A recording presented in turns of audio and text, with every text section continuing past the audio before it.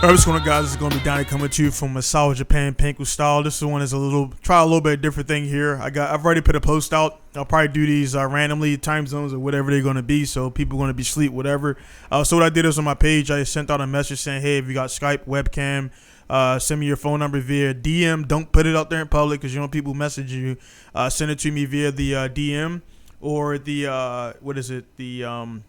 DM for Instagram or message via the Facebook Pinku style podcast profile, not my normal one, and I'll get you on there. So right now I'm checking the phone, and nobody's, it's something that you guys, first time, so it is what it is. Some people up, whatever. I shared it around, some people liking it right now, but so far no messages and everything. So I'm just gonna talk about the week and everything. Wrapping up. It's Saturday here in Japan. Wrapping up. Well, this week I've been pretty much dealing with R34. The last 2 weeks actually.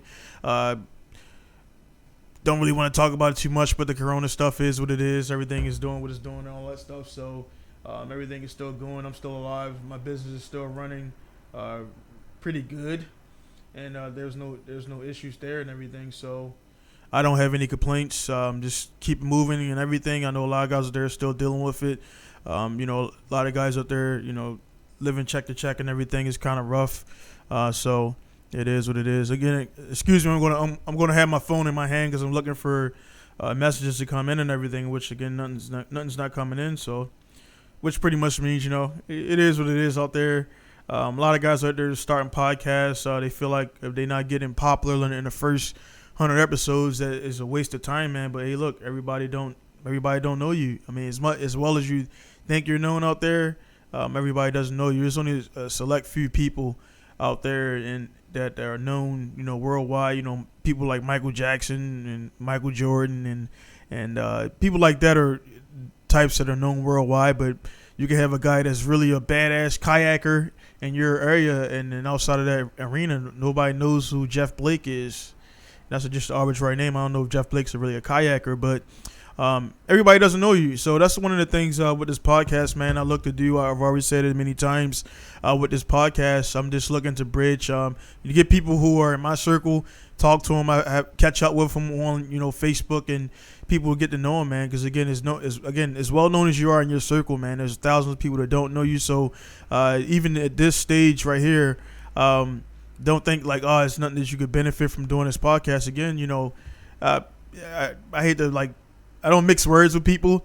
I'm very accomplished in what I do. I'm very aware of where I'm at and what I'm doing here in Japan and things like that. And I kind of called out Super Street a little bit and they didn't respond. And there's some guy from this story I think I shared before where a guy stopped by my shop who was the editor for Super Street or something like that. One of these magazines in the States is well known. And he kind of had it's I think I shared it before a while ago, man, but he had this attitude where he just felt important and shit. And I kind of caught on to that, not right away because he didn't do that face to face, but during the email, he started writing where he was directing me. I'm like, no, you don't. Nobody fucking directs me, man. Even if I got your car in my shop, you don't direct me on what it is I'm doing. You drop your shit off here, I fix on it. I fix it. I tell you it's done. You pick it up. You pay. I give you the post ops brief, and that's it. I don't work for you. I'm working on your car, but I don't work for you. Because at any time it starts to get stupid, you'll pay me a fee. I'll get your shit back, and you take it somewhere else. So it's never happened, but I've got close to letting people know that. And this particular guy, man, he just came into my zone, man, and kind of was throwing shit around and I normally don't do this, man, but I figured it. When he showed me his Instagram and the cars he was shooting, I'm like, this dude makes good money, And I was like, all right, he's good. And that's kind of one of those things where I went against my train of thought and how I normally do things. And so I'm out $180 or whatever it was at the time for some brake pads. And it's small, but it's a principle thing. Whereas if this guy ever contacts me back, it'll be 2 years, 3 years, 4 years from now. The first thing we'll do is, hey, what's up? Why the fuck you didn't pay me for the brake pads? And why did you ghost on me when I messaged you via email and via Instagram and everything? So I doubt he's watching this, man. He from the email traffic, he's a self-absorbed guy, and I don't deal with people like that. I don't give a fuck who you are. You coming into my zone, my shop, my lot. You're going to deal how I want to deal. It don't matter what you done before you came here. And the same thing with me. I've done a lot of stuff in my life and done a lot of different things, man. I'm not going to go into somebody else's zone and then, like, pretend I'm more important than what they got going on. I came into your fucking shop. I came into your zone. I'm going to respect that. And because I do it automatically, I figure that other people are going to do the same thing. And it doesn't happen like that. So when you guys come into my zone, again, I'm reiterating a lot of things that some of you guys have heard before, but everybody's not seeing every podcast. So I'm just a straight shooter, man. So some guys, they like to keep it nice and cordial in the beginning, then try to be dicks. When it comes out, because I can see it in people before they even come out with it by some of the keywords they say, like are you sure, or this, that. I'm like, yeah, motherfucker, I'm sure. Like, what didn't you understand about me saying I'm a authorized dealer and installer for Haltech?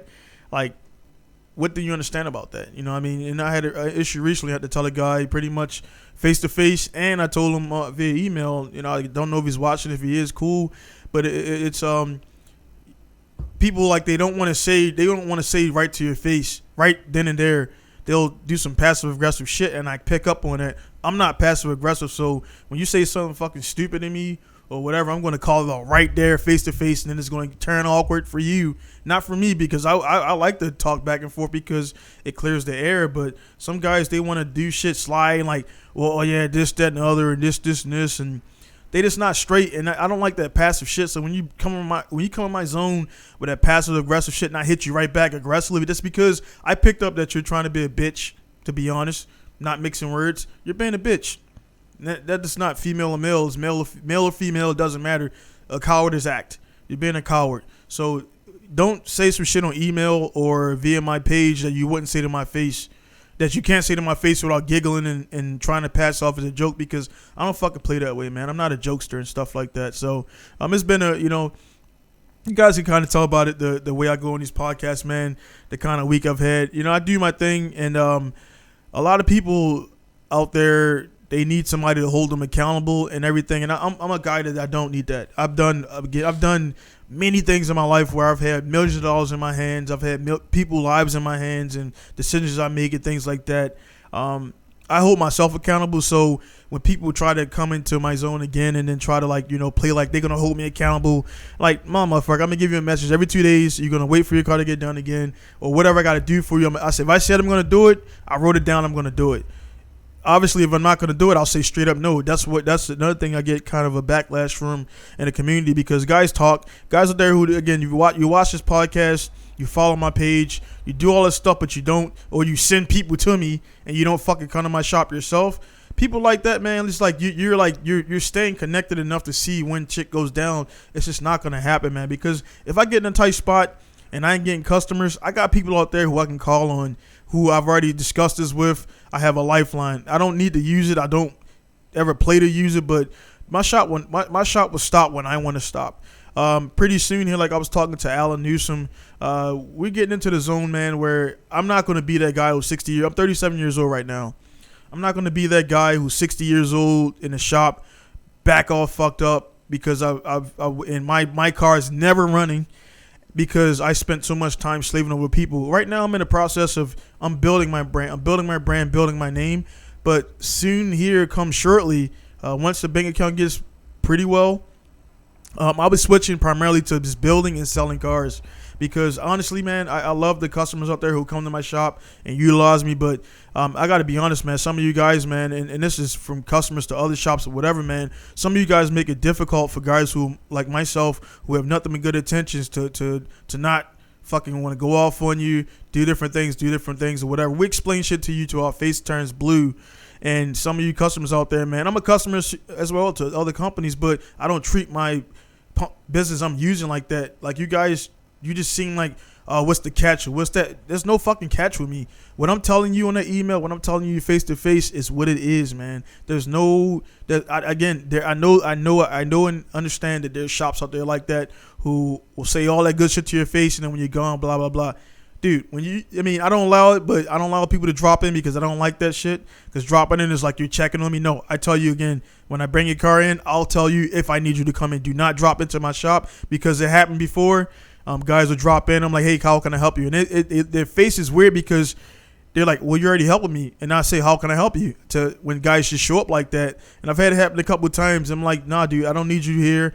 I don't have nothing to talk about. If I have something to bring to you, I'll email you, I'll call you and say, hey, come in and check this out, because I need your eyes on to confirm that what I'm seeing is what you're seeing, and then we'll move forward to that. That way, I'm not trying to gouge, because, again, the pictures and everything I do, for those out there who worked with me in the past who happen to watch right now, the reason I do that is because I'm not doing it. And people like, oh, yeah, take pictures. Like, nah, motherfucker. I'm not taking pictures because you said take pictures. I'm taking pictures, number one, to pad when a customer comes in, I can show them work I did, not some shit on Google or whatever. I can show customers, hey, yeah, I did this. So that's one point in my book. And also, it's if there's any disputes or whatever, I got all that data, man. I got all that data, all that metadata on those pictures, all those dates and everything is saved, original photos. So if there was something where there was some legal actions, which would be kind of hard in Japan because I'm not associated with base. There would never be an issue where my shop would even come near getting blacklisted, because if that happened, I got so much data. And I've had it happen before. A couple of customers try to say something, and I'm like, nah, dude, I got pictures right here. What the fuck you talking about? When I show them the pictures and email traffic, goes away. And that's because if you do that Facebook shit, they can block you. It erases everything, and it says user whatever. Email is there, man, black and white. Email will hold your ass accountable. Trust me. But yeah, so right now, Michael. Let's say Michael Jeffery.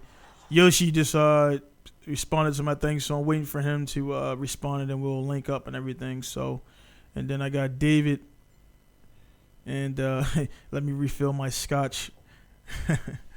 But so yeah, I think this will be a cool thing, because again, it's like, hey, if you're ready to go, you're ready to go.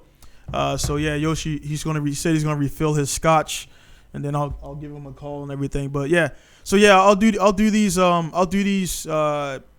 as time allows, I guess. Put this down. Damn, fucking shit up, man. Oh, I don't want to do that. So I'll do these as time allows, and it's a pretty cool thing to get, just to drop it on people, and it's like is not playing and everything. None of the podcasts are playing, but I've seen a few other guys do it. It seemed like a cool idea, but most of those guys who do that, they already have millions of followers. So of course, as soon as you do hey, you're gonna get all these people in doing all this stuff and everything. So again, once it gets big, it'll be cool. When it gets when a podcast gets bigger and I got people hey, yeah, I'm ready to go, I'll just keep it to maybe 10 minutes or so, and then you'll just be on standby. Definitely not gonna. I don't like live at all. Live doesn't work on YouTube anymore. So there he goes. Yoshi, what's up? What's going on, man?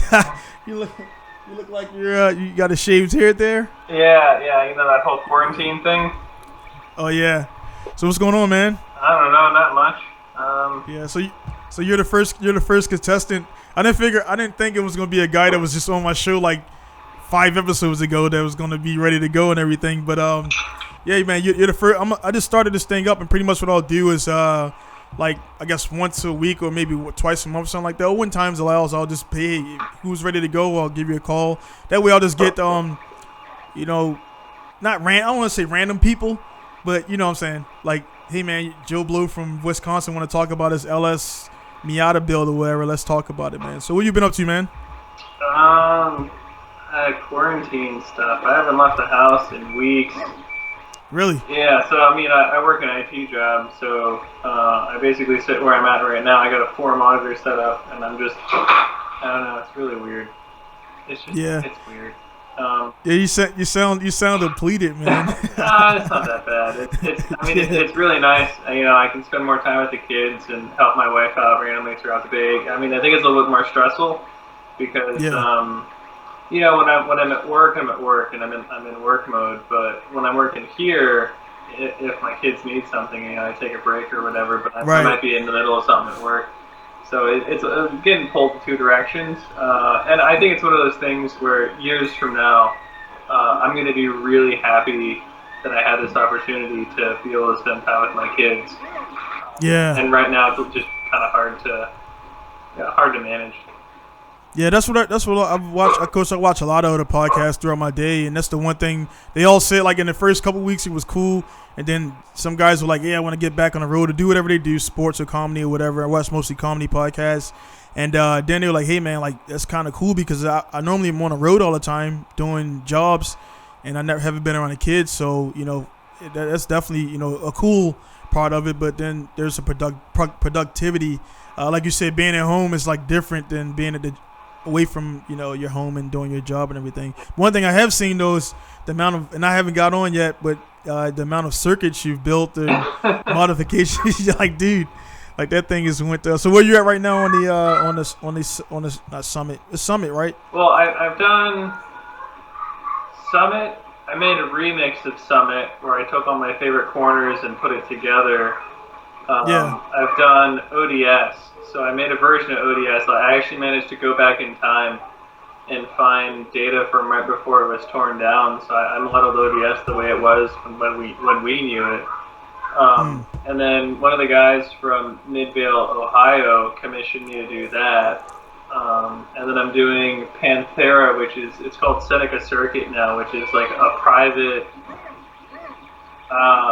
training center for I don't know who, but it's like a really super secret kind of thing where they only let in a few people.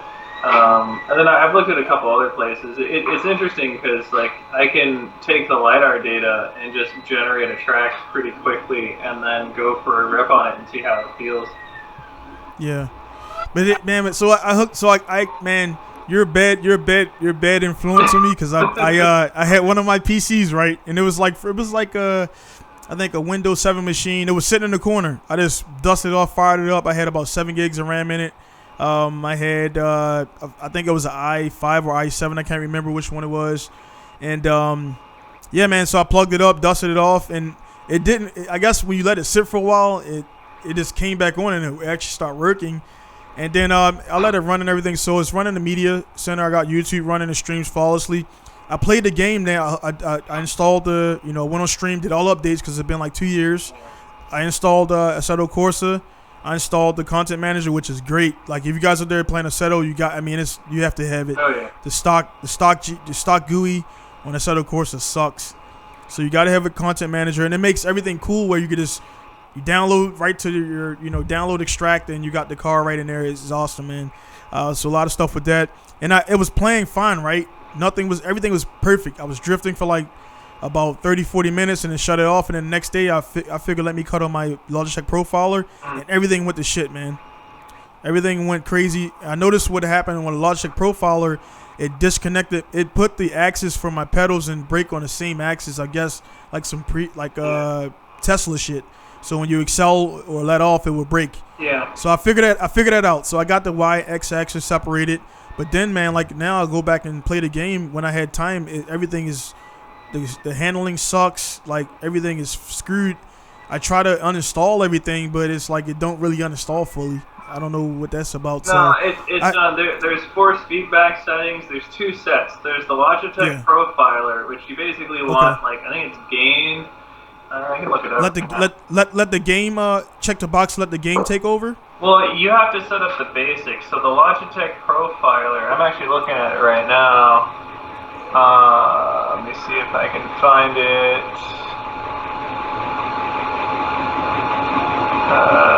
Device settings maybe? Yeah, so I've got strength at 100%, and then everything at 0%, and then the degrees of rotation, for some reason mine's at 875, and then allow game to adjust settings. It's like the spring effect and the dampener effect. If you actually put that on anything, it starts messing with stuff. Okay. And then if you leave the strength 100%, that's basically all you need. And then there's like force feedback settings for Assetto Corsa itself, and you can look up some like online tutorials where it shows you how to set up the force feedback settings, and you download like a LUT file, and you point to that, and that's generally what I've been working with so far. Yeah. Because I didn't touch anything with, like I said, when I first hooked it up. Actually, I went so far as I bought another wheel, and I figured out the wheel wasn't a problem. Yep. So I bought another Logitech. So you got a 25 or a 27? I got a 27. Okay, so what I'll probably do, man, is just like, because I know the profile, you got the same profile. Maybe you can save and send me your profile log or whatever. Maybe that'll work. I can find it really quick. I mean, I I did a pretty simple. I just looked at what somebody else did for the force feedback settings. Or just send me a screenshot. I just want to make sure I mirror yours. Yeah, I'll send it to you. Because mine, what is yours? Is yours a G27? Yeah, I got a 27. Okay. Yeah, here, I got it. I'll send it to you. But yeah, man, like I said, your mic is like really got a lot of static in the background. Oh, sorry. Yeah, I got a 3D printer going, or I can show you. Oh, okay. Oh, that's that.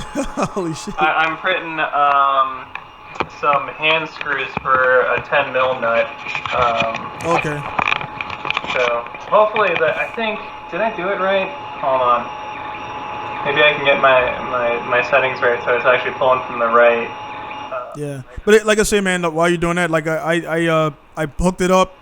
My PC. I mean, I set it to like a mid level, and it was a gaming PC, but it's like they recommend 16 gigs of RAM and only had 7. So I cut some stuff down, and again, like my first 30-minute, 40-minute session, it was flawless, dude. Like the steering was, everything is all good. So now when I go back and play it now, like the steering is glitchy, and when you turn the wheel, it's like everything's not there, and when you rev up, when you hit the accelerator, it kind of sticks and it comes down slowly. So I'm figuring it's the settings. Something there is like a little bit off, but I haven't. I'm building like 3 engines right now for customers, so I haven't. Dude, I saw your stuff on the piston rings. I hate piston rings. Dude, you do like one round too much, and all of a sudden you're out like 100th, and you're exactly. messy. You went from like a regular setup to now it's a drag race piston ring. Yep, exactly. So I got because of that reason, and also I snapped one on 2 builds ago, and it took 3 days to get it in. So now I have spare just in case, man, because I hate opening the rings up, and it's like, dude, if you bend one way, that thing is going to snap, man. And like this, so yesterday I had a flawless victory. I got all 12 on, the second and top ring, no problem. And I ordered like some ones in it, so they're already coming. I paid like $180 to get some rings on order just in case. And but yeah, man, piston rings and also side seals for rotaries, man. Side seals are even worse, really, because they come. They're oversized. Like they can't make them, even with the CP pistons I did yesterday, the top rings, of course, are very tight, and you got to open those up. The bottom second ring, they're actually almost open, and they're actually easy, like five rotations, and they're ready. So the second rings are good, but the top rings a little bit more. I don't know if it's it's different materials for sure. One is like I don't know, I don't want to screw up the lingo, but one is like a chromoly something, and the other one's like a ductile type of. Really? They feel like if you bend it easily, it'll snap. Yeah, I've seen videos and people handling those stuff. It's just I'm done with messing inside engines. I'll let somebody else deal with that now. Actually, my car is at committed service right now.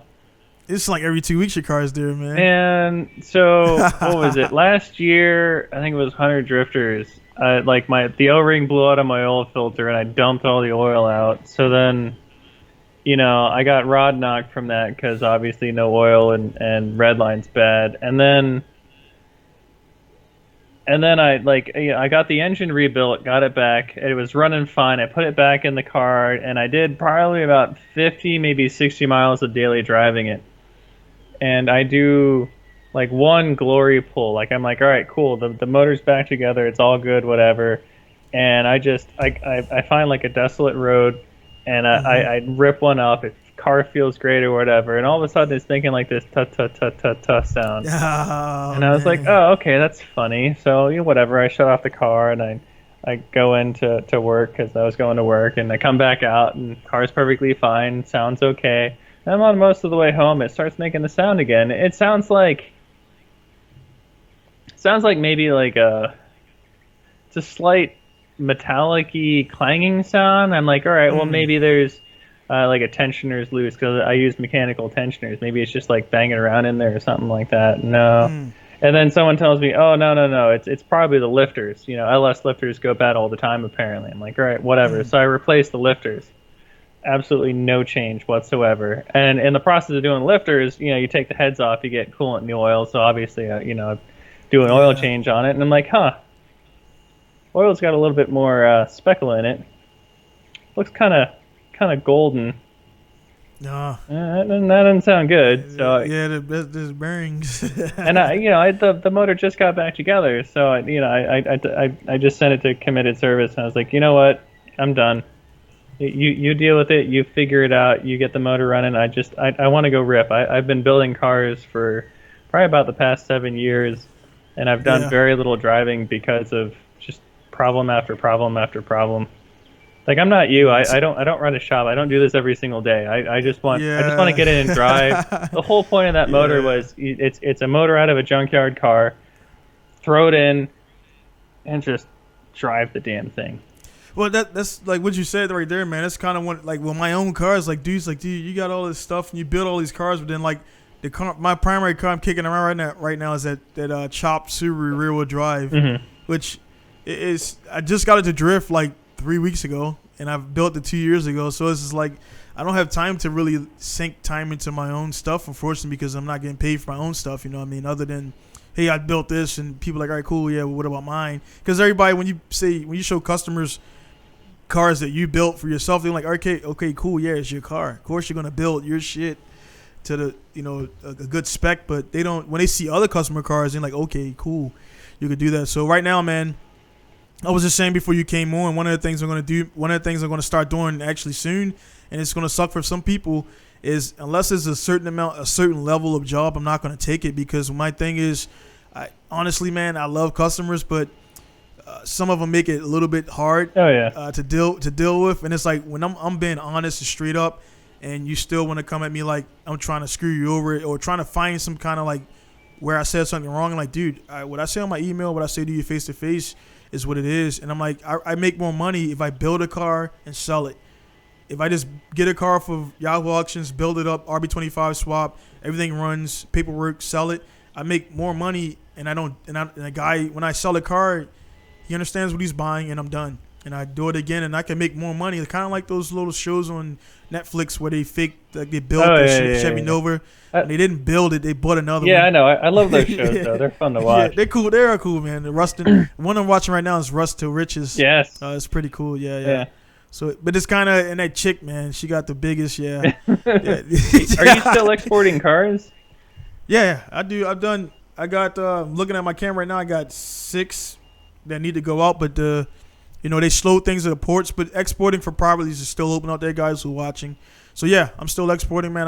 I'm up to 56 cars since 2008 December. I've done 56 cars successfully. So, but my wife really wants was it a right-hand drive GC8, or like the GC8 wagon, whatever that chassis code is. I was about to say, because I actually have a GC8 that I'm downstairs, and it's a 97. So I got a little bit to wait, but I have a GC8 I'm building right now that it's going to be sold for $4,800 when I get done. It's a whole motor. It's like all the gaskets, clutch, seals. The body got a little bit of rust. It's standard with the GC8 on the fenders, but Subaru was terrible with the rust proofing. Yeah, right on the fender, like, and their rear subframe sucks, and their rear bolts and those long ass through bolts suck, man. Oh, the one in the rear suspension, the one that's like that long. Horrible. Who thought that was a good idea? To leave that window open like that, man, it's like that's the stupidest thing ever. So the front of the car is not too bad. The lower ball joints suck. What's the earliest year for a GC8? 97? No, earliest year for a GC8. Yeah, GC8. 90. I'm saying like 90, 92, 93. Seriously? Yeah, they were running that long? They went for a long time, but then 97. After that, they switched off to the GDB and the GDA and all that stuff like that. So yeah, they went for a while, like some 97, 98. Well, so like I said, the one I have downstairs is the EJ20K, EJ205, and that one, like I said, I got it from a guy. I got the body, then I ended up getting the engine and trans, and I put everything back together. So I'll spruce things up, and again, my price is set at 48. Take it or leave it, or I'll just keep the car. Yeah. But the GF8s are not. I actually, ironically, I have a manual swap kit for a GF8, GC8, and I can probably get an automatic one for like $1,000. Well, you find a manual GC8 that passes the 25-year rule, I'll buy it off you. Yeah, I'll send you the direct the stuff, because I need like a little bit of information from just like, it's a system I got for that's pretty much saying like color, all that stuff, and then what I take is the information and the fee and all that stuff. I apply that.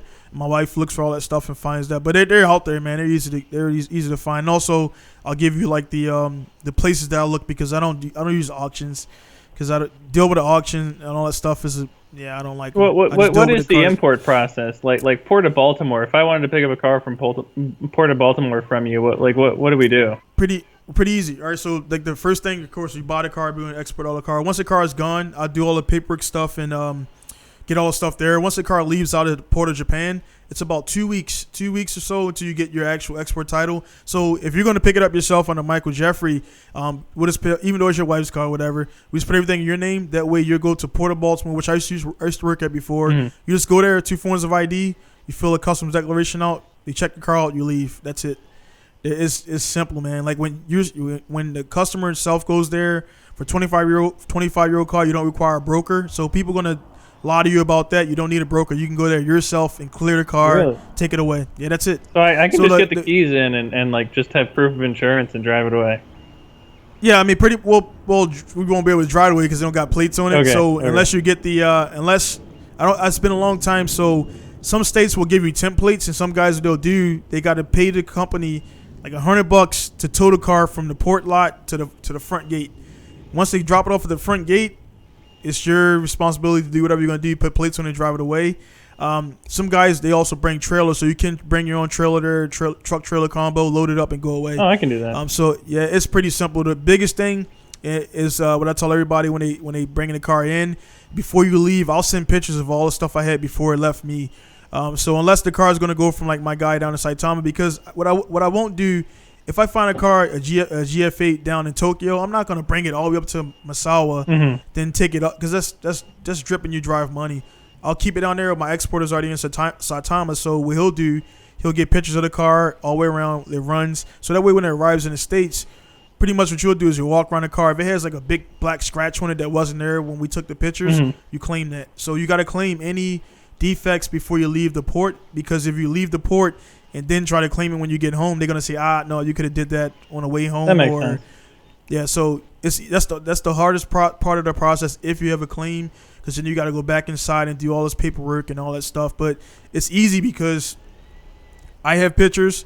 My guys who ship the car have pictures. So at some point after it left Yokohama, at some point between that point, that's when the damage happened. So they're pretty much trying to figure out who did it, so who's going to pay for it. That's it.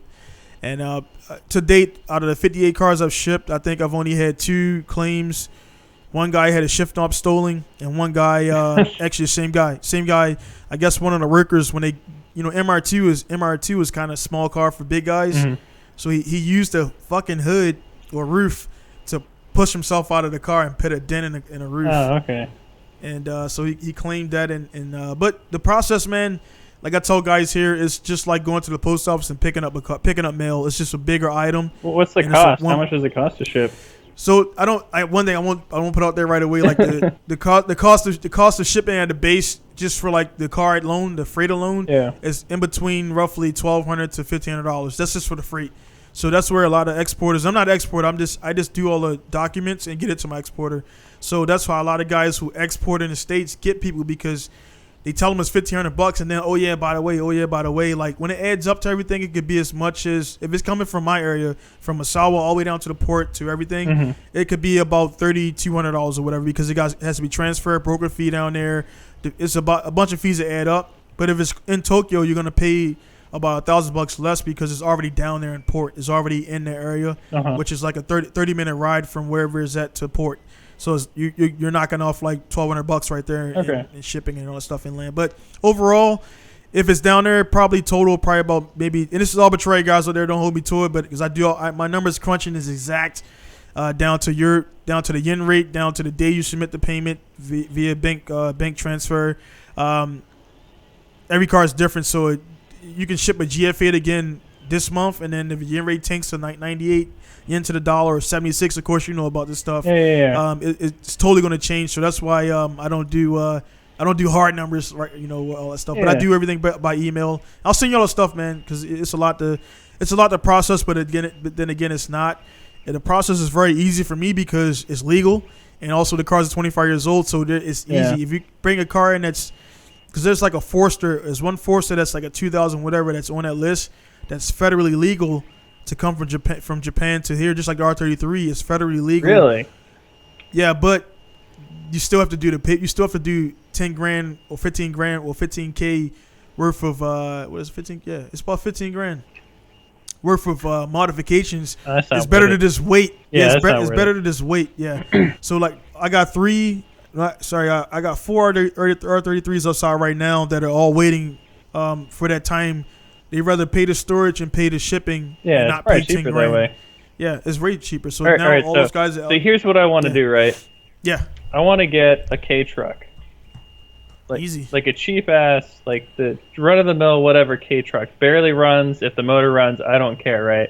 Yeah, it gotta run because if it don't run, it'd be $4 grand for shipping. All right, well, so fine. It gotta be able to putt up a hill and then it can ship. Okay. A K truck that barely runs, 3 cylinders, like a tenth of a liter. Yeah. I want to stick like a 6-liter LS in it. All-wheel drive. Keep the right-hand drive. The one thing is because you sit on the engine. The K trucks are. You sit on the engine, so you got to find. There's so you probably want to get like I got a Suzuki Carry, and I like those because the engine you sit on it. I don't like the ones where the engine's in the back, like the Subaru Samba. Yeah, those are like in the back. Yeah, so they're because it's back heavy. Everything is up there and stuff like that. So you have to get the best one. To probably be the one where it's I don't know, man. Like, cause you definitely could do the K truck, but then there's the one that's next up from it. You might have a little bit more space, cause I can imagine like that'll be a tight fit. Oh, an LS will be tight, and anything that's a K anything, Cause and then they got so probably we use the what is it? Because I've seen some people doing the front wheel drive LS swaps they use the LS from the, which one is it transversely mounted? Which one is that one? It's the one they use for NASCAR. Damn it, Monte Carlo. Yeah, Monte Carlo. So that'll be like transversely mounted. Then use a transfer case to get the power to the back. Yeah. Yeah, that'll be crazy, man. So imagine a 300 wheel horsepower all-wheel drive K truck. Yeah, that would be nuts, man. Yeah, that would be nuts. In the K trucks like those, like you already know, you've been here, man. K trucks, they're a dime a dozen. Yeah. I mean, they have like their value and then they lose their value quickly. So you can get a K truck for like $500-$600. Yeah. And they get that shipped over. K truck, I mean, I would just out the top. I haven't shipped one, but your shipping allocation goes by the actual size of the vehicle. So you can have a mini, a classic mini going to Baltimore.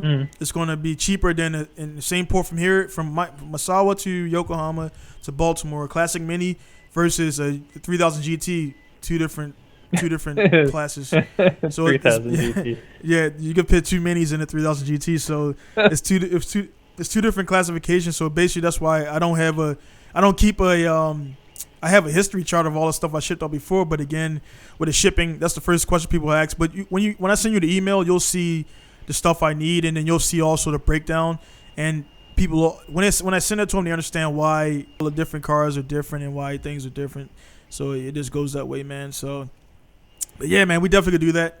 And I'll send you. Isn't there like a speed rating on the K trucks? They're not designed to go over like 40 miles an hour. Shit, man, I had a turbo LS. I think I put a picture online. I had a turbo LS in the back of my K truck. I was doing like 100 kilometers down to site. I sold it to somebody, and I wish I didn't sell it now. And it had the headers, it had the manifolds on it, and the turbo on it, and I had the engine face towards the traffic. So people would just come by. They were looking on the side like, "Dude, what the fuck are you guys?" And it was me and another black guy, and he's like 6'4" inside of a K truck.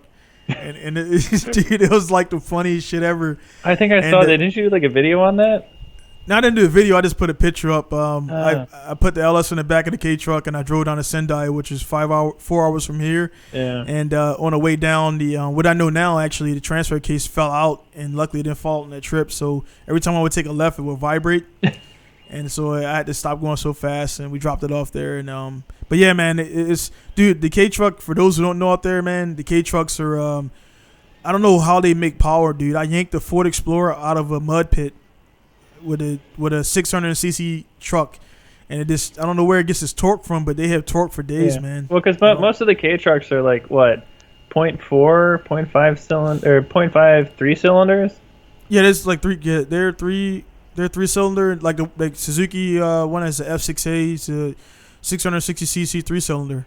Yeah. But it somehow I don't know how the hell it. It's like a motorcycle. Yeah, I don't know how it generates its torque, man. Like how it does what it does, and then you take like a Subaru, and it struggles to pull, and then a K truck which weighs not even half of a Ford Explorer. Like what happened was the Ford Explorer was it had set for a while, and the tires got countersunk into the ground. Yeah. So it flat spotted, and we tried to pull up my buddy's car.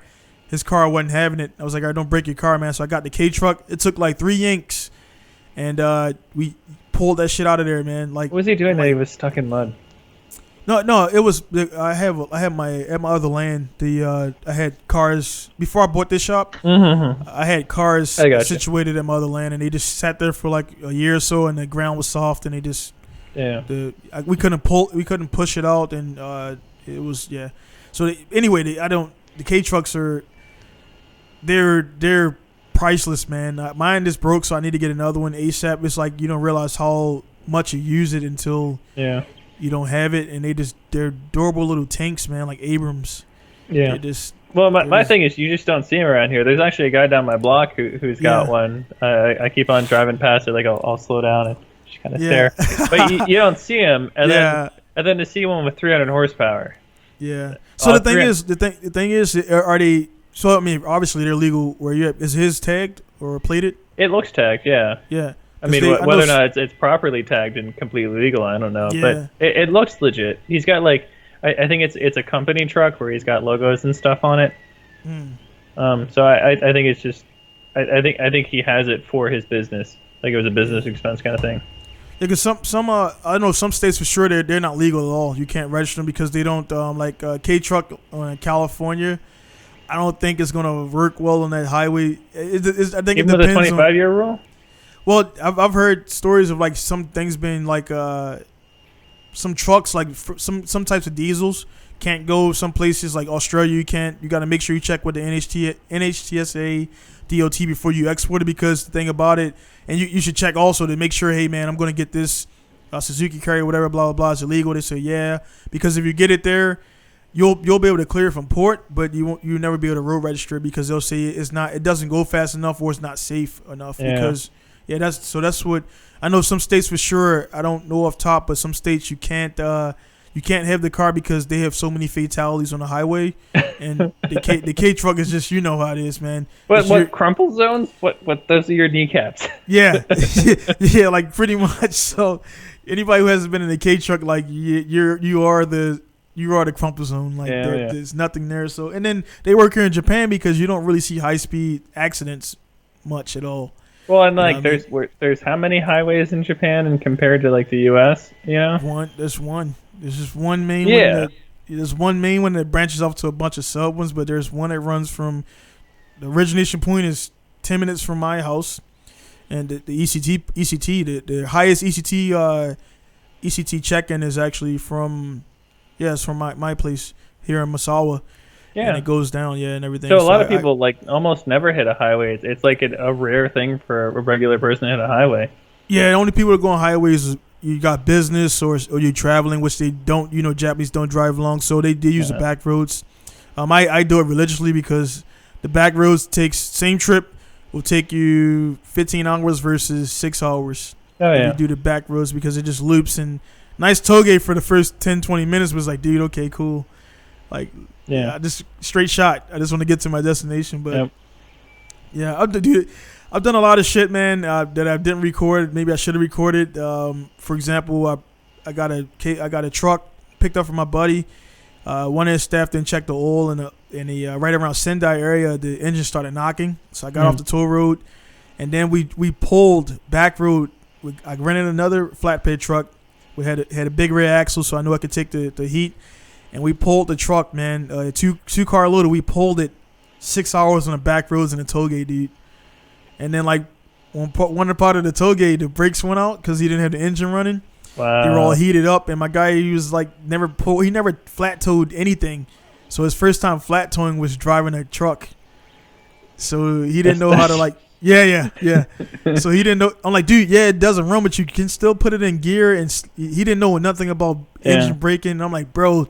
So we almost ran into each other, and it was, yeah. That took about 10 hours, man. 10 hours to tow something that was 2 hours away from my place. That's scary. Yeah, and then we broke the cable that we were towed with, made it all the way back to Massawa and snapped as we got to Massawa. Luckily, I had a spare one. But yeah, dude, it was, and then he kept like, he didn't know how to let me brake. Well, you know how you tow, man, where your back person's supposed to brake for the front person. Yep. It kept snapping, and it just like, that's such a scary feeling. All the way back. And I'm like, bro, this cable was gonna snap, man. Yeah. And it just felt like somebody rear-ended you and everything. And aren't you getting too old for this? Nah, man. It's like, and I'm like, man, we got back to Massawa. Like, I'm like, dude, I should have recorded this shit. It would have been like, all the shit that can go wrong in one day, and everybody would have been like, cool. So always carry a GoPro with you. Yeah, man. But it happens, man. But hey, Yoshi, thanks for stopping. I got Allan. He want to jump on here and everything, man. But hey, I'm definitely gonna send you an email for the car stuff. Yeah. And then when you can, to send me. I just want to at least see screenshots of your Logitech profile setup. I sent you the link of what I use for a setup. Okay. It's like that is literally what I have. Okay. I'll check those out and everything, man. But hey, man, thanks for doing this, and I'll definitely do this more, man. So if you're available, we'll just jump on again, man. I don't care as long as I talk to somebody and everything, and not talk to myself. So yeah, I mean, it's not the best night because for some reason it's almost 10 o'clock and neither of my kids are asleep. Oh yeah, I know those nights, man. Like, dude, it's like they get past 9. It's like, dude, just let them fall asleep. Yeah, because they're gonna. And then the thing about it, I don't know, they can go to sleep at 1 a.m. and still wake up at 6 a.m. It doesn't matter what time they go to sleep. They're gonna wake up. They'll go to sleep at 10, wake up at 11. Yeah, I'm like, dude, like what the like. My littlest, man, like I'm like, all right, cool, man. Last night we didn't get him to bed till like 9:45, which is late. Yeah. And I figure like 9:45, that means he'll sleep a little bit longer. They got up at like about 8 this morning, which is like kind of late for him. Normally he's up at, because today's Saturday here, no daycare. And actually, speaking of that daycare, they finally closed daycare, pachinko parlors, and all that stuff. Finally. Oh, they closed the pachinko parlors. Oh. Yeah. You know why? But you know why that was last, because who runs the pachinko parlors? Oh yeah. Oh yeah. It's social distancing. You just have to be 2 machines away from each other. Yeah, I'm like, bro, I'm like, dude, that parking lot never changed from the. Oh yeah. It never changed. It was packed. Dude, you ever see those guys at the pachinko machines? They just kind of turn it off. You're just like. I've never been. I've been here 11 years. I've never been inside of one. It's the most annoying thing. Yeah. You just see zombies at machines, because at least like Vegas, people are hitting buttons and stuff. In a pachinko parlor, like most of them are just like balls where there's just a knob. Yeah. And you just turn the knob and you get the sweet spot, and you just sit there for like 20 minutes, and all of a sudden $500 is out of your pocket. Yeah, and I see one dude in town. I asked him. He stopped by my shop, my old shop. He had an R34 GT. It was a GTS4, but it was pretty nice, pretty fixed up. And I was just like, ask somebody what he do for work and stuff. I'm like, not ask him how he got his car, but he's just like, yeah, pachinko. So he bought that car with pachinko money. Yeah.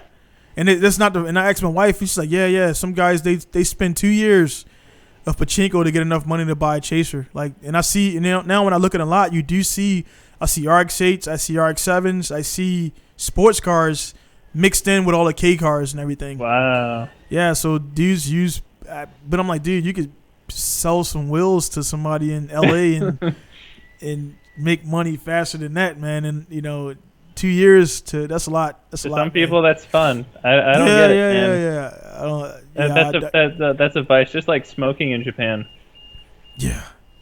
It's weird, man. As clean and kept as this country is, and it's like small things like that where like they change smoking and it's didn't they just like ban it in restaurants or something like that? Well, they have the sections. Okay. Some restaurants is completely because they don't want to build the the exhaust and all that stuff. Yeah. They have to renovate for that. So now like I go to Coco's and Coco's has like Kinen and Kitsune. Yeah, they got one section where it's like a glass. It's a glass that doesn't even go all the way to the ceiling. And I'm like, dude, okay, if they smoke, it's gonna go around the glass and come out. Yeah. So I thought they just banned something like last year. I think it was like smoking in public places or something like that. They banned smoking somewhere recently. Yeah, shit, Coco's is still going, man. Oh, I miss Coco's. The drink bar. And you just sit there, spend 500 yen, and sit there for 3 hours. Then they got I go to Big Boys. I like a lot because their hamburger. I like. Is it a legit hamburger or is it Japanese? Yeah, hamburger? That's what I mean. Yeah, it's not that's exactly what I was getting at. It's not that soft Salisbury steak shit. Yeah.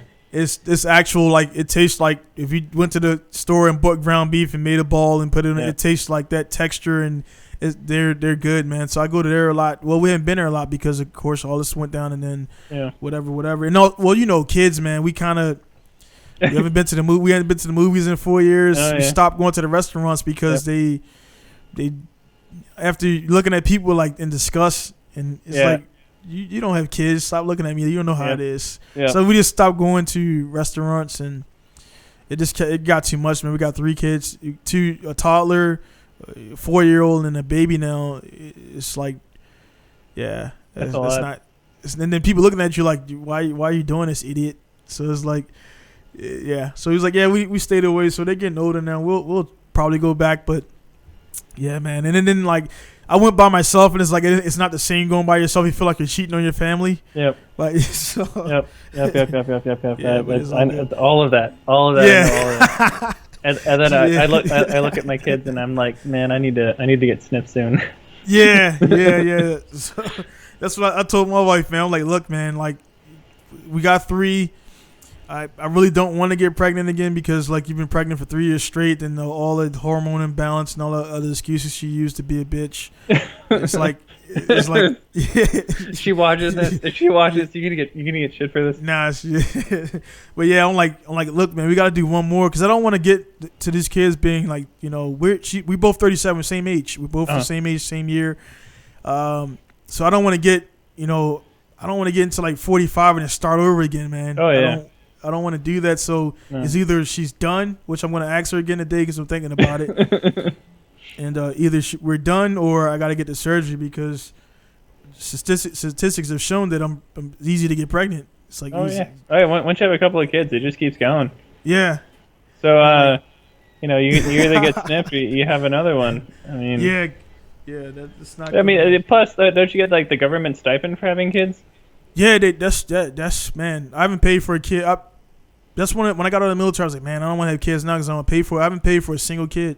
Yeah. Like, all 3 of them, as long as they come out the natural canal, and it's not a C-section, they pay for it, and it's like whatever money's left over, they give back to the government. So we go, and that's weird too. I talked to my buddy about that. You go through all this stuff, and in America, I don't know how it works because I never had a kid there, but I don't know. Maybe it's the same there. You could tell me when we left, and it's like, oh yeah, you got to go to the cashier. I'm like, for what? Oh, you got to pay for this. And so in the States, do you guys pay delayed or before you leave? I got a bill. in the mail, and like the American way, it depends on your health insurance. I had a really nice company that for my first kid, I paid $500 for my first kid for the birth.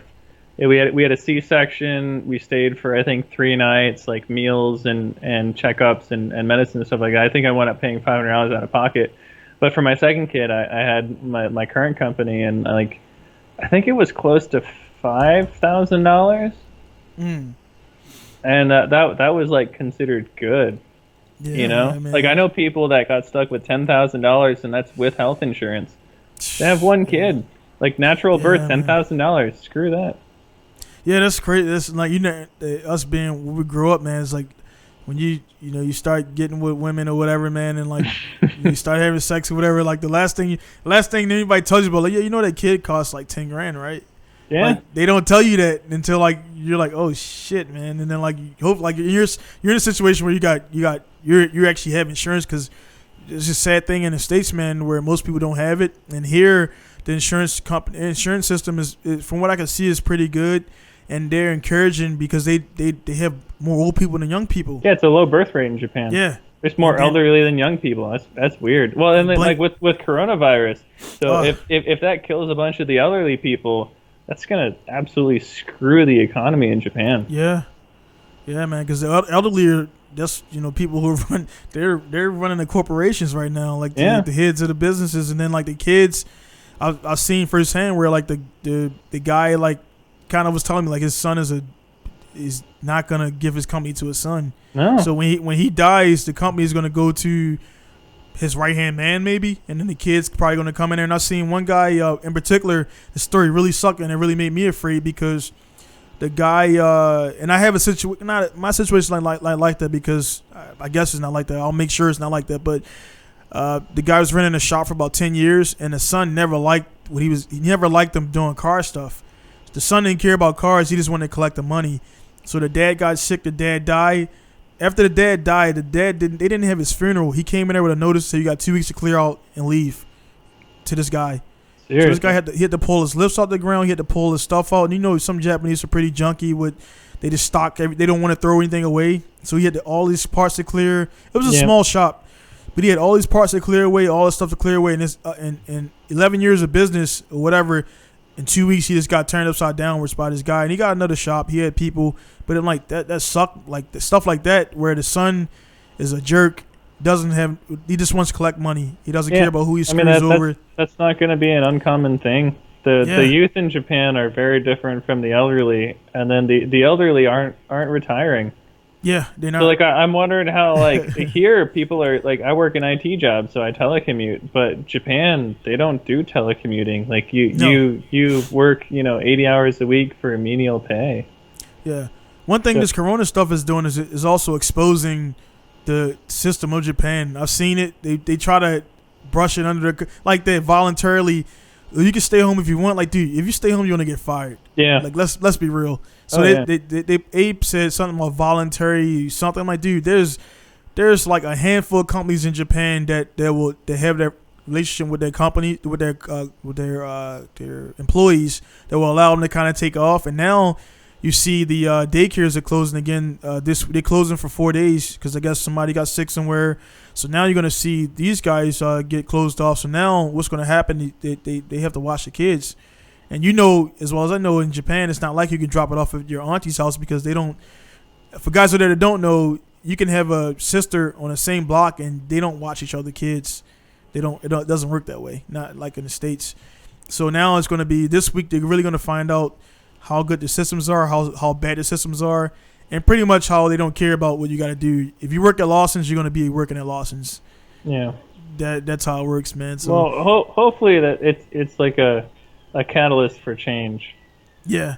But I doubt it. You doubt it. You again, man. You know better than anybody I'll probably ever talk to that other than somebody who live in Japan that they're about being tradition productive, and they really don't. Yeah.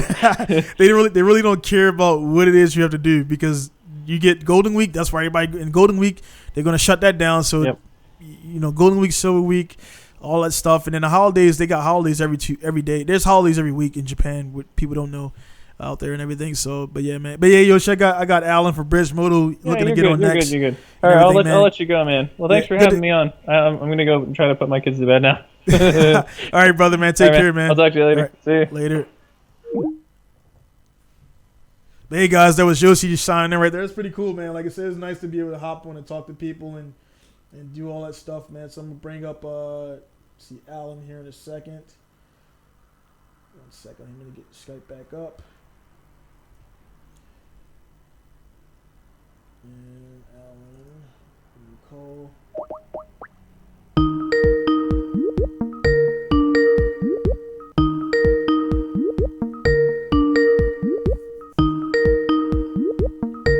So we got a double feed going on right there right now. There he is. What's happening, Cat? Let's go. You see, you got that worker in the background over there. Let me get your image to pop up on mine real quick. There we go. Yeah, she underage too. Yeah. The Option Magazine came in about 4 days ago, so it came in basically about a week after I ordered. So. Okay. I don't want to be rude. How's it going? Tell Rachel I say hello. Rachel Donald said hello. Hey. Can you hear? Yeah, I can hear. Yeah, yeah, but yeah, man. I came in from the shop just now. Oh, you know how it is when you come from the shop, you're like, man, I'm hungry. What we gonna eat? I'm ready to eat. And I was about to walk in the door and say, what we gonna eat? She was up there frying some catfish. I was like, bet that's why I picked her. Yeah. She had her ready. Yeah, man. But yeah, man, I just I was at the house or whatever, and I was like, hey man, I don't want to do another solo one. Let me see if this will work. Because I was talking about maybe 30 minutes before Yoshi hit me up. I don't know if you know Yoshi up in Virginia. Yoshi hit me up. One of your episodes with him, right? Yeah, so he hit me up and he was like, hey man, I'm ready to go. So as soon as I called him, then you hit me up. I was like, all right, cool, let's roll in. I was telling before I came on, I was like, hey man, I told guys like, look man, like the initial guys, it's funny that the first people that responded was people that were on my show before. Yeah. But once it gets like really on and popping and I do this, it's going to be like a smorgasbord of people trying to get on and everything. And my thing is, this is cool because like I was telling Yoshi, man, it's not like I hate to say like regular people. We are regular people, but odds are I'm not going to have Timmy from Orlando. I don't know much about him or whatever, so it'll be a good chance to see right there. See right there. Trip, man. Yeah. She walking? She walking, talking. Yeah. Think she the boss. Yeah, man. Yeah, but man, this thing right here I'll do probably maybe once a week or once a month, and it'll be cool to get people like on that normally I wouldn't get on a podcast, and it's nothing against them. It's just right now like my focus is, like I say, talking to you guys like yourself, my business guys, and the first 100 episodes is getting people on that really were influential in my stuff like that. Your so business. And after I do about 100, then what I'll do is I'll put like an entry list where you can, if you want to be on a podcast. I just want to have somebody on that got something to talk about. There got to be some substance, or you're just gonna be air. Well, we already discussed that one. That one. Understood, don't have to be said. Yeah. Yep. Well, yeah, man. So I got over here. I got about 25, 30 minutes from my hair appointment and everything, so we good to talk, man. So what's been going on? What's new with the business and everything, man? What you got going on right now, man? Well, other than the lights in there, man. Good stuff on that. You got the lights, man. Yeah, they got the lights in the shop. That's a big one, man. Since the last time, because last time we were talking about me doing them. Remember? Yeah. So lights in there. I got the 4-post up and going. Which is huge, man, because I'm 6'4", so even on the regular lift, they go up to 6'2", 6'3". I gotta kind of, duck down a little bit. But hey, Rachel, bring her in the other place. But with the 4-post, the car is already sitting on the weight of the wheels and the tires, so I can be up, standing up, and literally I can't even take it up to the first top click, the last top click. Because that's like almost, 6.5, almost 7. Yeah. So now I can literally work under there really comfortable without bending over or anything, and I love it, man. Especially it unlocked all my alignment stuff that I like to do myself. So having the suspension loaded gives me all the adjustabilities that I need to do that. Where'd you get the 4-post from? So I bought that 4-post. I actually bought 2 of them from a friend of mine who owns the machine shop that I do all my machine work at. So basically what I do is any of the Japanese stuff that he needs done, I do that side, and I help him, and he cuts me some of the costs or whatnot, some of the profit. And he had 2 of them in there because when they initially started the business back in the 80s, he's an older gentleman, they were originally going to install the engines and build them for the customers. But they found out that it was better money and less headache just to build the engine and let the customer install it themselves or another shop. So the lifts literally just sat there unused for like 20 years. So I asked him one day, I was like, man, I noticed every time I come in here, you never use those lifts. What's the story? He's like, actually, I'm trying to sell those. I was like, well, cool, So he gave me a killer price on it. Basically what I did is I kind of measured out how my shop side was going to be because I didn't even have my shop at this time. I was in the transition of getting the concrete done. And I measured it out, and I said, look, once I get the concrete done, the building up, I'm going to get these. But after I measured out, I said, man, it's going to be too congested for me to have my 2-posts and then 2 4-posts. That's a lot for a one-man show. Yeah. So what I did is I put up one for sale for the price that I bought both of them at, and I sold it. So I basically got my lift for free. Yeah, so it worked out good. Yeah, and you said that one was is an older, this is like a mechanical chain. Yeah, it's they don't exist anymore. So it's fully chain driven. Most of them are like hydraulic with a cable. So this one's all chain driven, And it's an old Mohawk, U.S. made, all U.S. steel, welded parts, everything. Right. And the company's still in existence up in New York, but the one I have right now, they're on like TR30. The model I have is TR5. Shit. So you is it like you have a pull? You pull it to raise it or lower it, or how do you raise and lower it? So it's got a top. So think about a regular 4-post, and then it's got a top horizontal beam that has a hydraulic cylinder. And that hydraulic cylinder, what it does, it has the chain on the end. So when you pull the mechanism, the 1 horsepower motor, what it does is pull that chain, which that chain in relation I got you. picks up the lift. Yeah, it's super cool. It's very unique. And the cool thing is mine's fully operational and obviously works great. So it's kind of cool to have like a little piece of history there. You know what I mean? Yeah. Now you can put the RX3 up on there. It's it looks right at home. Yeah, man. So that's pretty cool, man. Like that's one thing, man. Is because I'm in a situation where my actually the last 2 months I've been without a tire machine because I bought, like there's a lot of China boy shit out there. So I bought this machine that lasts about 2 years, and the turntable works and everything, but the my plunger, man, like it just lost pressure. It won't debead. So I've been for the last 2 months. I've been going to like other shops, debeading them, and then having them took off, and I mount them myself.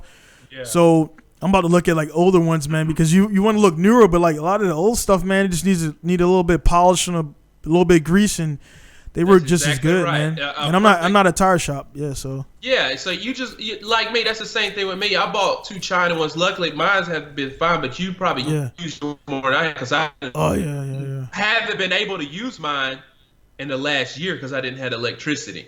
Plus, you do drifting a lot more than I do, so that's a lot more tires. Tire wear. Yeah. But I was gonna say, like, it's just like washing machines. The best washing machines you ever buy is an old one, man, because they're made out of better material and different design. Yeah, that's true, man. Like, so even you look at people like they look at like audio people. Like you go to like some old dude's house and you got all the DACs and all of the something that in modern day will be condensed down to one unit. They got all these things and receivers and the thing, and you go into the old guy's house, they got those same stuff. I got a pair on my wall, old Sonys, man. They sound just as good as anything out today, man. Yeah. And honestly, the quality back then, those things were expensive. Yeah, so extremely expensive. And when you bought it, that's why they still got them, because they knew it cost $2,000 back then. They ain't never throwing that thing away. Hell no, I got the equalizers and everything. Yeah. You know exactly what I'm talking about, man. So it's like, and they sound just as good. I mean, maybe some of those guys put a modern CD player on it, or that's about as far as they go. They ain't put no USB nothing near it. This is all analog over there, analog digital. Right. So the old stuff, man, like old tools, old drill. I'm looking at a lot of that because I need a new drill press. So like the old drill press, 220 volt. I got one of those coming soon and stuff like that. They just, again, a little bit tooling, but that thing got history and everything, man. And the funny thing about that, you saying that, especially like with one thing I noticed with Japan, because I've been in the car game almost 20 years. Yeah. And like all the old stuff, like you're saying, the tools, I've got a lot of hand tools that my dad passed down to me. They were like made in Japan back in like the 70s. And the quality is better than like the Snap-on stuff that they have up today. It's crazy. So I think back then they actually used to make the stuff, on the island. Now they're out, like you said, like we talked about other stuff. Right. They're bringing it. They're maybe making the prototype in Japan, but they're making the rest of it offshore. You know what I'm saying? Yeah. And that comes down to, whole thing with right now what's going through the Corona thing. I was just talking to Yoshi, man. Like one thing the Corona thing is doing is exposing here in Japan how they treat their workers and that facade that they put out, man. Like they really don't care about what you got to do as long as you make it to work and take care of your task. And that's like that's ingrained in their culture, and they have a good workforce as a result. But at the same time, man, you see suicides, you see all types of stuff because a lot of suicides in Japan are related to pressures from work, man. Oh, I believe it. I mean, yes.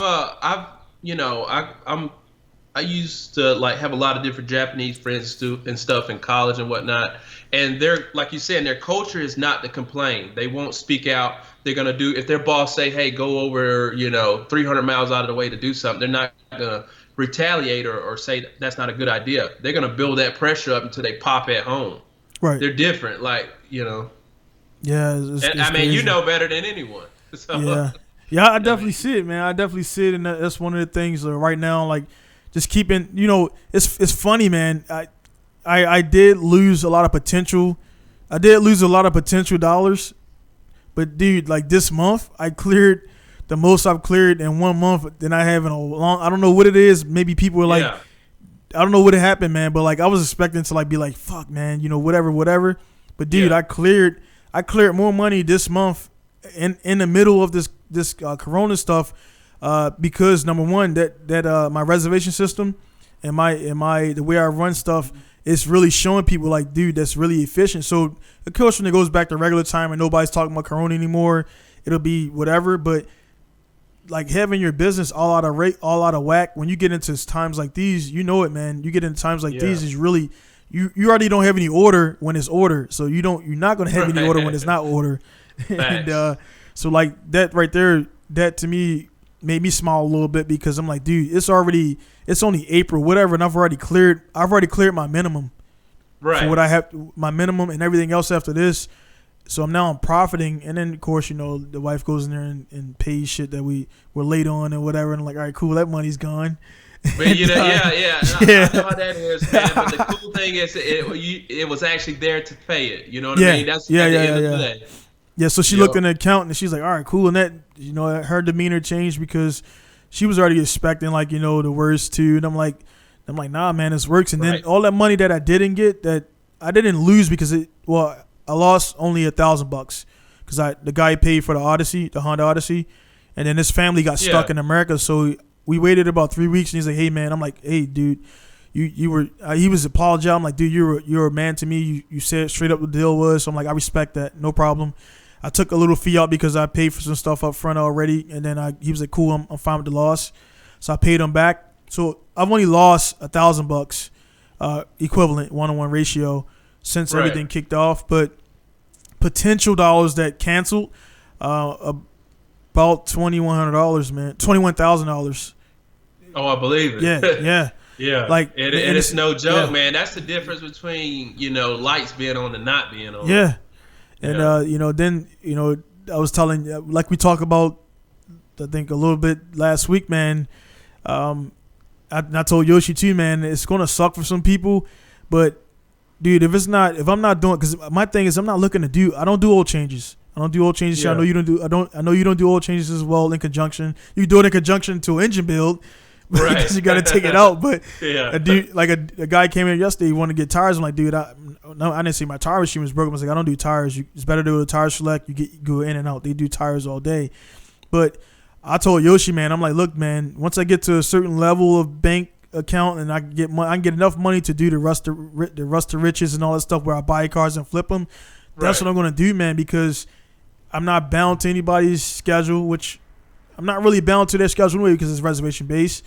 But I'd rather buy a car, build it, and sell it, and then do that thing, man, because, man, I love the customers, man, but some of them make it hard to want to deal with people, you know what I'm saying? I'm getting that. Yeah, I know exactly what you're getting at. And the biggest benefit to what we're speaking about here, too, is that no matter what you do, when you have a customer's car, there's a relationship that it's a continuum until the service is done. When you're selling a car, you're not building a relationship. You're offering what's there, and that's it. That's it.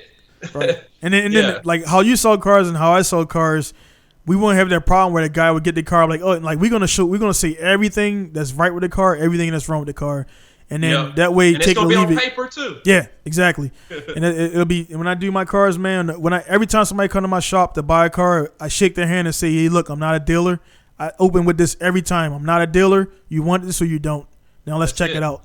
And they like, and that's because they probably go to the shop like, hey, I'm gonna try to drew them on this and drew them on this. Like when it gets to there and they see my demeanor and like they look into my eyes, they're like, oh fuck. And I can tell when I look into their eyes that I just totally screwed up. And especially when they got a buddy with them. Oh yeah. Like they think they're gonna bring like the backup mechanic. Like, hey, look, that ain't happening here, dude. I know more than you and your dad knows together. So it's like that's not gonna happen, man. So yeah, man, it's not that I don't want to sound like the guys who are watching this far along. I don't want to make it sound like I'm turning my back, but what I want to build here is meaningful builds. The engine builds, of course, I'm always going to take those, and those are always up in $5-6 grand anyway. So I want to take meaningful builds, man. Like changing the exhaust or welding the patcher exhaust. You're not going to get that from me because I already got all these jobs stacked up. So I'm not gonna have you wait 2 months for me to weld a patch from your exhaust. Like I told a guy the other day, like put tape on it or take it somewhere else. It's just not worth it to wait 3 months for me to get to that, and I just don't have the time. And he's like, "Oh, but it's quick." I'm like, "Nah, it's not quick. You don't fabricate, and the metal around that area is also rusting. So as soon as I weld on it, 2 weeks later, there's going to be another hole." Right, or you get under there and the damn the runner, the hooks and everything's rusted out. Yeah. Yeah, it's always something else. Yeah. So you're one of the few guys I talk to in my circle who know exactly what I'm going through and stuff like that, man. So yeah, it's just that's what I want to do, man, and is get towards just building them and selling them because number one, it gets my work out there because they're not gonna come to me to do it. So it gets the work out there, and then I make what I make and I'm done, and I just move on. And I got a bunch of cars I can do this to and get out there and sell, and honestly also is bigger money. It is, man. I've done obviously both. Yeah. And I've done a Subaru recently within the last year. Did a couple CRXs, and those transactions have always been smooth. Right. Here's the car. We go over every single thing. I'm like, look, if you show up to either to buy it or don't show up at all. I don't want you to come look and then come back. My time is very valuable, so come to buy it or don't come at all. Yeah, and then it filters out the BS, man. Yep, and also like I tell them too, like dude, I've had so many emails to stop. I was like, when you come to check it out, you're not coming to negotiate anything. The price is what it is. That's what and it then is. Stop. And the people who come after that, 100% buy the car. 100%. And let me put it out here for everybody. Donald and I, we're friends, but we also do a lot of business together. Yeah. And even as you can see our relationship, we don't hassle each other. We don't say, well, man, can you do it for this or that? No. He tell me the price, and either I can pay it or I can't pay it. That's it. So you're not going to get anything else other than that, too. You know what I mean? Yeah, man. And that's, for me, man, that's just a respect that, I know we have, but a lot of, and again, we do it so often that we figure, because it's easy to, like, in a human nature, I guess, to figure that other people think and act like you because you're in your mind all the time. But, like, small stuff, like, again, when I can see customers' face when I first meet somebody. It takes about 5 minutes to give my spiel about how I run the shop, what I do, and after that they come back willingly or they don't come back at all. Mm-hmm. And I had a story recently where Allan at Top Car, which I told him he's not talking about his back. He sent the guy here on goodwill, and sent the guy here. But when Allan didn't tell the guy, it was, hey, you don't just show up there. So the guy just showed up and was like, thought he was going to just get in. And I just got finished tuning the Subaru, and I was doing my post analysis with this customer before we went on our check ride. He pulled in, and I'm like, how can I help you really quickly? And he's like, I'll just come here. I'm like, not this kind of shop, buddy. Right. So I'm like, you can look around really quickly while I talk to this guy, then I'll get back to you in a second. So he looked around, and I was like, yeah, I don't run an amusement park. And so he looked at me baffled. Then I was like, so how can I help you? And he was like, well, I'm looking to pick up a shift knob and some wheels. I'm like, well, I don't have the wheels you need here. I don't have any wheels here for your car, and I don't do anything on the spot. So it shocked him that I was that up front with him right away, and then I gave him a car. Right. It's been 3 days. He never messaged back. So odds are I scared him away, so he probably never come back. But the thing about it, I let him know up front. I don't stop what I'm doing. I don't go inside. I don't pull up YouTube and say, hey, well, it's not YouTube, Yahoo, and say, let's find you some tires. I know shops do that, but I don't do that because I got pistons sitting on the rack waiting to be put in. Yeah, real easy to mess up. Yeah, extremely easy to put one of them in upside snap one of the piston rings, taking it out the cylinder and all that stuff like that. So, I run it like that, man. I don't care who likes it or who doesn't. The thing is, I know I'm not wasting time, and then I don't want to get to my end of my day and say, hey, man, and be mad at myself because I gave this guy 30 minutes that I know I'm not going to get back, and he's not going to come back to do business. So Right. I gave that guy a total of like 4 minutes, gave him a card, and told him and gave him. Sorry about that. That's my alarm. But turn this thing off, man. I got a new phone over here, man, so I work this thing. But yeah, man, you know, that's the thing, man. It's like I felt when I go home at night, I'm like, I feel like, man, maybe I was a little bit too hard on that guy. But then at the same time, like we always discuss, that time when you go against your system, Every time, always, man. Every time. The worst feeling is when you burn yourself, when you know you should have done it and you burn yourself. Yeah. And to that guy's maybe angle, you know, he's used to probably like the up garage where you go in and they cater to whatever the walk-in service. But exactly. He's got to understand you're a one-man show. I've never been to, even me, I've been to some up garages. I've never seen one person in there. Never. So it's just not reliable. It's not logical to think that you can do everything and cater to people popping in like that. Yeah. You can't do that. And then, again, I have done it, man. I have, like, we talked about this guy in Super Street, which I brought him up before. And it's like, you know, sometimes people come in, you see the doves and the dollars behind their head, like, and it's like that's business. Every business guy out there, you had the intuition, right? But it's like, you know, with the 34 I'm working on right now, man, the guy is, you know, I don't know if he watches or follows, and you know, we talk, and I talk everything I'm telling you. I talk to him, and he's a builder himself. He works on aircrafts, so he's very particular. So I could tell him, and I know what it is. It's like it's hard for him to let go and let another dude. It's work hard on for him to sit in the passenger seat. Right, because he got, and he's a builder. I know we talked. He got a 1G Talon back in the States. He drag races it. He knows his stuff. I know he knows his stuff. He works at F-35, so he knows his stuff, man. Avionics and cars. And most guys who do both, they're really up to speed because they're related. Right. And but I could tell him, like, look, man, and I had to tell him 3 times, like, look, man, you gotta let me do this. It got to the point where the other day it was a good conversation. He stopped in to pick up his block, and then he was like, "Hey, man, did you see the email with the article?" I'm like, "What article?" I'm like, I didn't see it, and I don't need your article. He sent me an article for Haltech because he pretty much told me that I didn't know what the fuck I was doing. That's what and I got irritated quickly. He didn't say that, but he didn't. But the energy though. Yeah, I'm like, and then it went from my eye contact to when I shook his hand. He didn't look at me in the eyes. He just kind of shook my hand and left. Because I'm like, whatever article you sent me, I don't need it. I'm an authorized installer and dealer for Haltech. I know how to set up a map sensor, and that's what it was. He instead of asking me, he just kind of put it out there like he's assuming I don't know how to set up a map sensor. I'm like, it's a map sensor.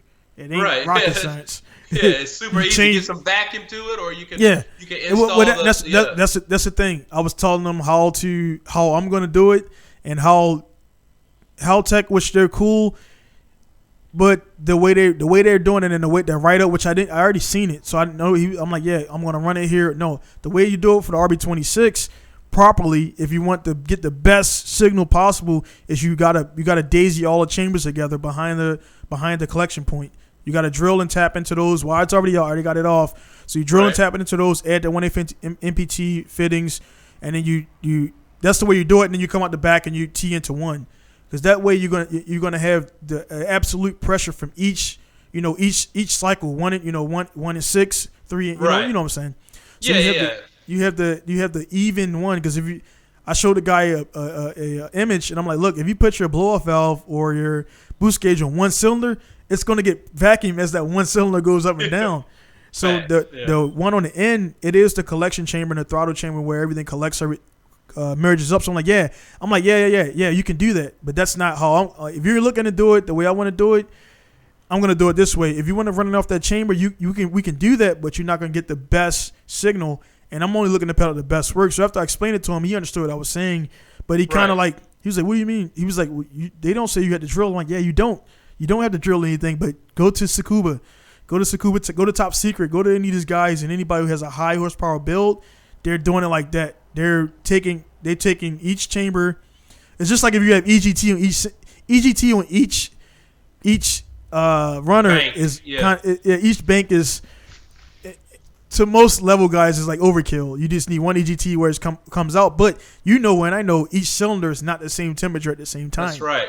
Yeah. So those are required for those builds. So yeah, you can run one EGT probe at the bottom of the collector. You're gonna get the collective of the temperature, not each cylinder. And that's what I was explaining to him. After that, he kind of he went away and stuff like that. He understood what I was saying, but.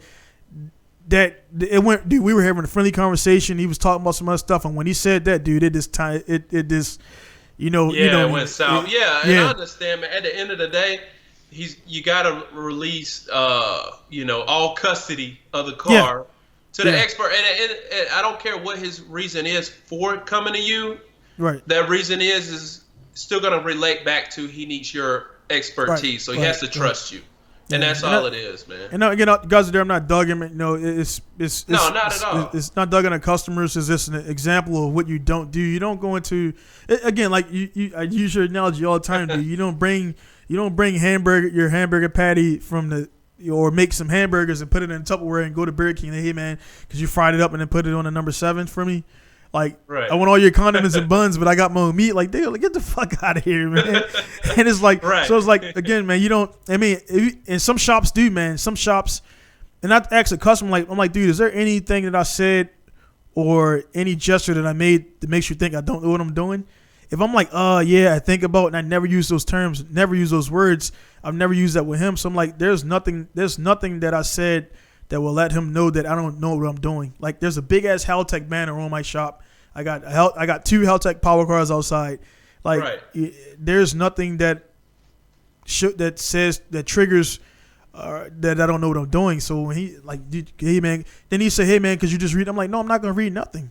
I'm like, because you just read it. So when he said that the second time, he's saying, yeah, whatever. But can you read the article? I'm like, no, I'm not gonna read shit.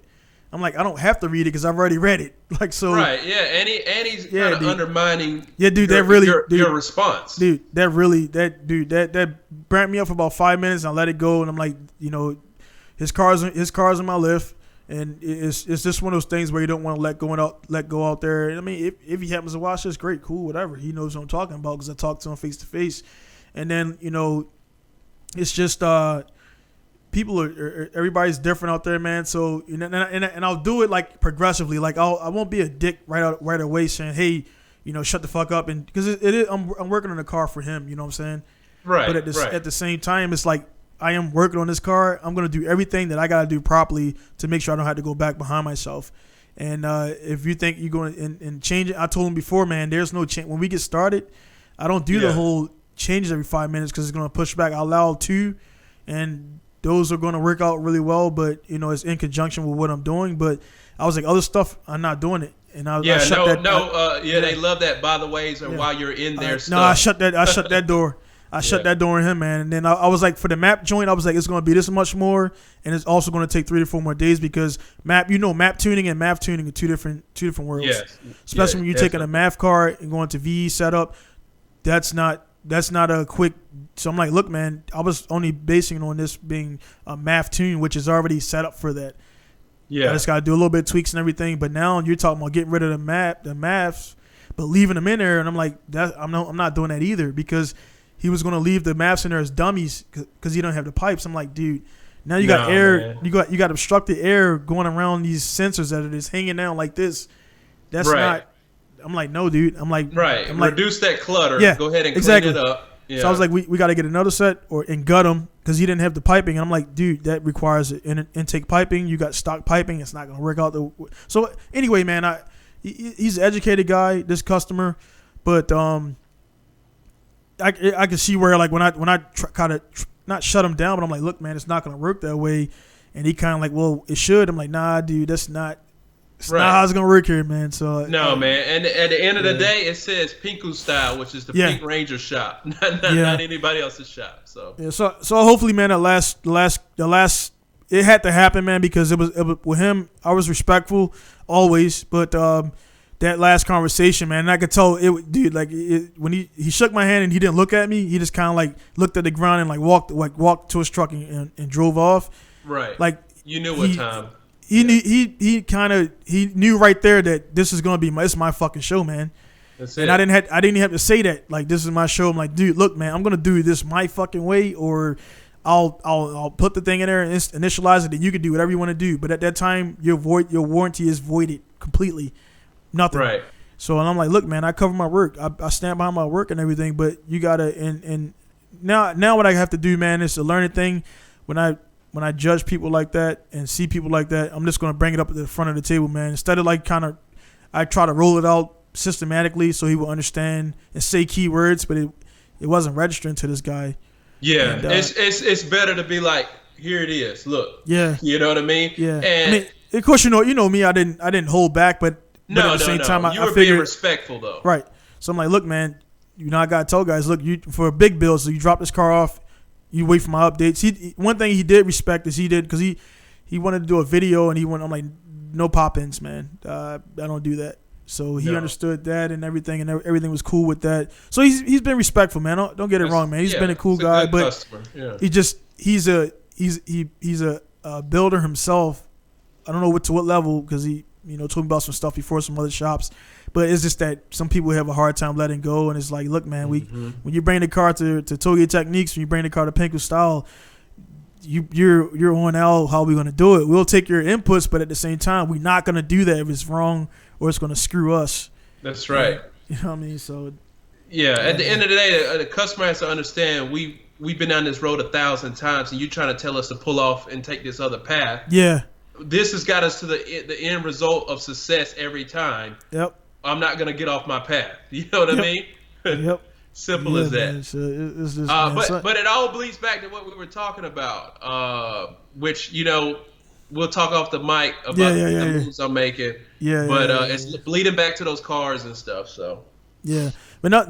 And I told I didn't tell him yet, but somebody had we talked online about it, and I've said this is actually the fifth major build I've done.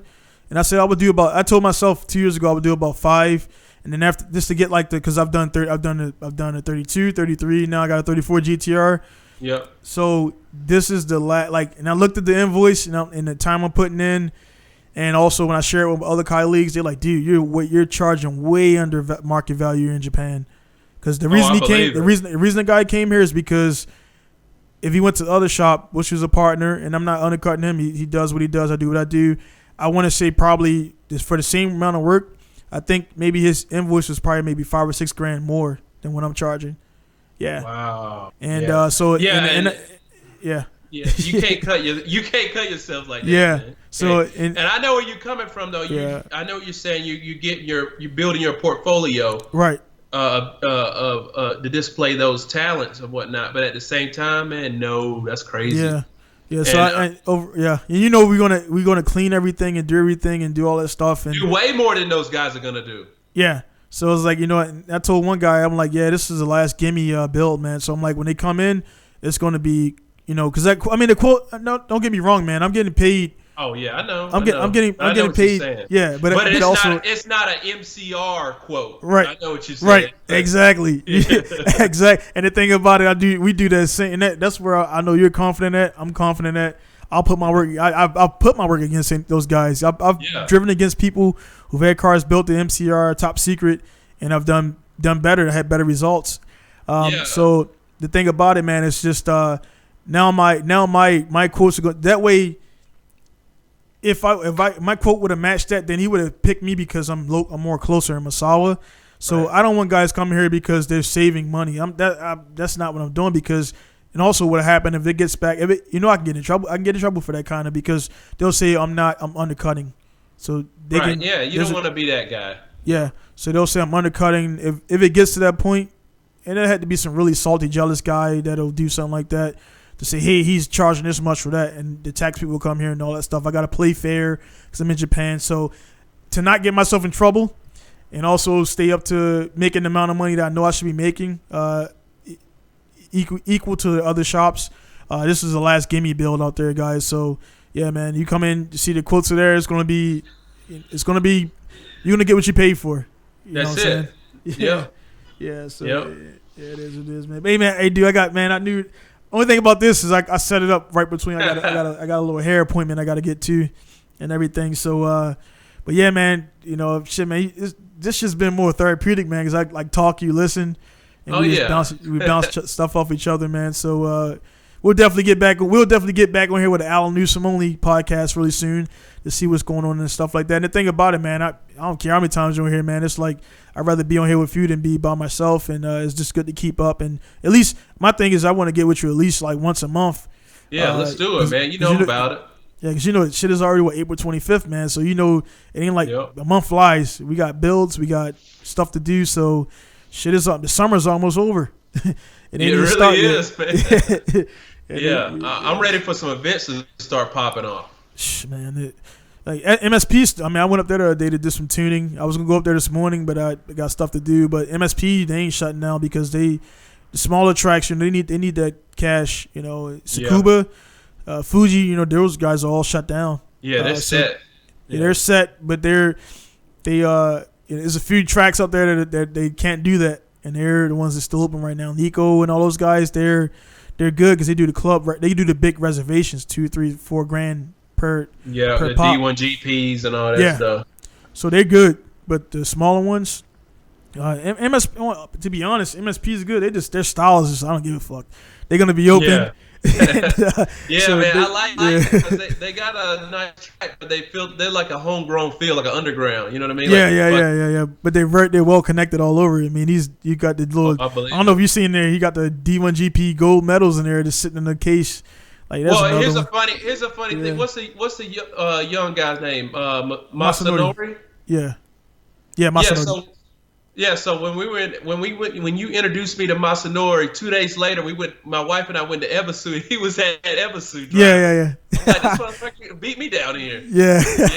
I can tell they're connected. Yeah. Well connected, man. And then the dudes is a badass driver. So like here, man, people, the whole. I'm gonna have Matthew Steele on pretty soon, Mito, and he's putting up some good content. And people, there's the whole have fun with drifting and everything, but let's be real, man. People do be like, hey man, that dude sucks, or that dude is cool, or that dude's always crashing or whatever, man. And it's like there's fun, but also like people recognize skill, and he's just the wins don't lie, man. You win D1 GP, you're pretty good. And he's young. You got Saito Kawabata, you got all these dudes, man. You got Heat, and he's like blowing people away, and he's like 24, 25. Yeah, all that stuff, man. But hey, man, we'll talk more, man. I got man. Go get your hair cut, man. Yeah, because I got. I don't know if you know Freddie English of Poor Man Mods is going to be on Tuesday. Yeah. So man, we all know each other, man. It's all connected, man. But again, guys, are there? I'm going to be signing out with Allan. He's the guy on here. It'll be titled as I guess Pinku style roulette guess or whatever, and I'll put the names down there so we'll know who was on there and stuff like that. So I'll probably do these. Guys are there watching. If you get made it this far, I'll probably do this once or twice a month. That way, again, not downing anybody, but the guys are trying to get on right now for these podcasts are guys who are other business owners who I can put out there to you. You can say, hey, Brian at Mid Atlantic, who's going to be on Brian at Mid Atlantic Motorsports, Brian Wilkerson. Yeah. He's going to be on. Everybody know he does, Chris Forsberg card and all those guys. So I'm going to have him on when we get the scheduling done. So maybe you're in Maryland. You don't know about Brian. As famous as Mid-Atlantic Motorsports is, everybody don't know anybody. And that's what I tell everybody, man, in the beginning of this, before Yoshi got on. As known as we are in our circles, man, we're not known to everybody. So that's my thing with this, to get this out there and everything. And, people, they call you, be like, Allan's going to be on there, and the British Moto guy and everything. So now they know you more as a result of the podcast and stuff like that. So we'll do that, man. And like I said, we'll get on more Allan and everything. Thanks for your time. And I'm just going to be done and signing off from Pinku Style Massage Japan for Pinku Style Podcast Roulette. That's it. Yeah. Appreciate it, man. Thanks, brother. I'll see you, man. See you, brother. All right, let me stop recording this thing right here. Actually, shit, man, I can't do that, man. I got to do my salute, man. So it's going to be down on that Pinku Style sign off from Massage Japan. I'll edit that in. And it's going to be, Russian Roulette Podcast signing out. Pinku Style Japan, Massage Japan. Jackson out. Boom.